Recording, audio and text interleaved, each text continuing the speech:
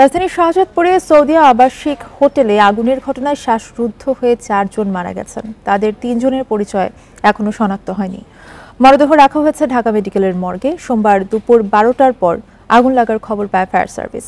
পরে দুটি ইউনিটের 47 মিনিটের চেষ্টায় আগুন নিয়ন্ত্রণে আসে। সোমবার দুপুর 12টার দিকে শাহজাদপুরের সৌদিয়া আবাসিক হোটেলের ভবনে আগুন লাগে। 6তলা বিল্ডিংয়ের 2য় তলায় একটি বিউটি পার্লারে আগুনের শুরু। মুহূর্তে ছড়িয়ে পড়ে উপরের কয়েকটি ফ্লোরে। এ সময় আতঙ্কে একজনকে লাফিয়ে পড়তে দেখা যায়। 12টা 17 মিনিটে আগুনের খবর পায় ফায়ার সার্ভিস। ঘটনাস্থলে আসে দুটি ইউনিট। তাদের প্রায় 1.5 ঘন্টার চেষ্টায় নিয়ন্ত্রণে আসে আগুন। বিউটি পার্লার থেকে এসি থেকে বলে আগুন লাগছে। এসি থেকে 2তলা থেকে 3তলা 4তলা পর্যন্ত লাগছে আগুন। 11টার সময় থেকে এখান থেকে হালকা হালকা ধোঁয়া, দোতলায় শুধু দোতলায় ধোঁয়া আগুনটা লাগছে। ওখান থেকে ধোঁয়া লেগে পুরো বিল্ডিংটা অন্ধকার হয়ে গেছে।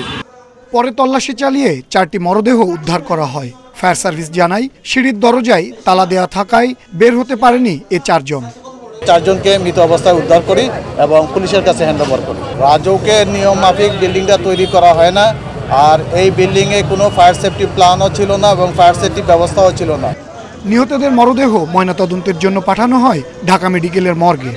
দোতলায় বিউটি পার্লার, উপরে আবাসিক হোটেল। তো আমরা 4টা মৃতদেহ পাইছি। আগুনের সূত্রপাত দোতলায়।